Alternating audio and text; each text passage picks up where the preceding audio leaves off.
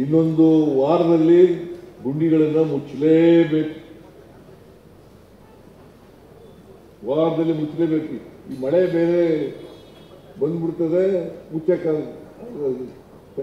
ನಿಗದಿತ ಟೈಮ್ನಲ್ಲಿ ಮುಚ್ಚಕ್ಕಾಗಲ್ಲ. ಇದು ಬಂದಿರೋದು ತಾಪತ್ರ. ಈ ಸಾರಿ ಮಳೆ ಜಾಸ್ತಿ ಬಂದ್ಬಿಡ್ತು, ಮಳೆಗಾಲದಲ್ಲಿ ಮುಚ್ಚಕ್ಕಾಗಲ್ಲ.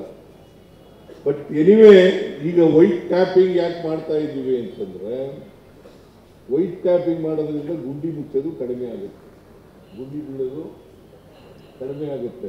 ಕನಿಷ್ಠ ವೈಟ್ ಟ್ಯಾಪಿಂಗ್ ರಸ್ತೆ ಇಲ್ಲಿ ವೈಟ್ ಟ್ಯಾಪಿಂಗ್ ಮಾಡಿದ್ರೆ 25ರಿಂದ 30 ವರ್ಷಗಳ ಕಾಲ ಬರ್ತದೆ ಬಾಳಿಕೆ. ಅದಕ್ಕೆ ಇಲ್ಲಿ ಚಿಕ್ಕಪೇಟೆಯಲ್ಲಿ ರಸ್ತೆಗಳು ಚಿಕ್ಕದಾಗಿದ್ದಾವೆ.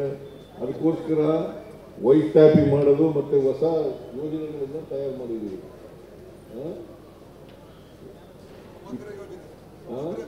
ಸಮಗ್ರ ಅಭಿವೃದ್ಧಿ ಮಾಡ್ತಕ್ಕಂಥ ಯೋಜನೆಗಳನ್ನು ತಯಾರು ಮಾಡಿದ್ದಾರೆ.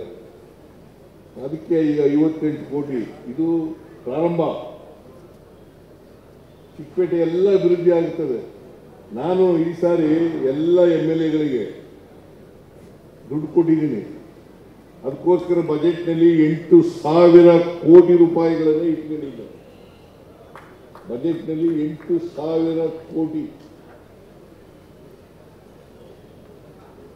ಗೊತ್ತಾಯ್ತಾ?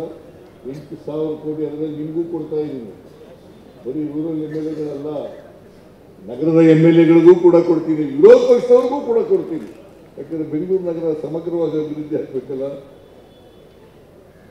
ಬರೀ ನಮ್ಮ MLAಗಳಿರೋ ಕಡೆ ಮಾತ್ರ ಅಭಿವೃದ್ಧಿ ಆಗ್ಬಿಟ್ಟು BJP MLAಗಳಿರೋ ಕಡೆ ಅಭಿವೃದ್ಧಿ ಆಗದೆ ಹೋದರೆ ಸಮಗ್ರ ಅಭಿವೃದ್ಧಿ ಆಗ್ತದ?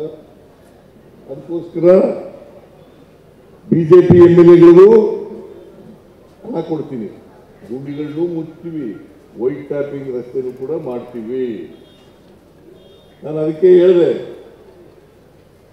ಮಹೇಶ್ವರ ರಾವ್ಗೆ, ಒಂದು ಲೇಯರ್ ನೋಡಪ್ಪ, ಒಂದು ಲೇಯರ್ ಹಾರ ಹಾಕ್ಬಿಡಿ ನೋಡೋಣ.